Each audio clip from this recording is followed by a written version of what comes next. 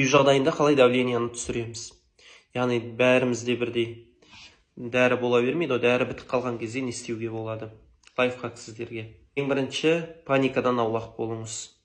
Адам ашуланған кезде және қобалжыған кезде давлениясы көтерілуі мүмкін. Сол үшін паникадан аулақ болыңыз. Сосын үйді таза ауамен қамтамасыз етіңіз. Терезелерді ашыңыз. Егер қысып тұрған киімдеріңіз болса, киімдеріңізді босатып қойыңыздар. Жату немесе отыру қай положение ыңғайлы сізге, соны жасасаңыздар болады. Адам жатқан кезде бірақ басы биікте жатуы керек, 2-3 жастықтай қою керек. Одан бөлек біздерде суды жылытып аламыз. Судың температурасы 38-40 градус арасында болу керек. Соны аяғымызды батырамыз. Егер адам жатқысы келіп атса, суды қоюға мүмкіндігі болмай атса, онда қалмайтындай температурадағы суларды аяғымыздың астына салып қойсақ болады. Ол 10, 20,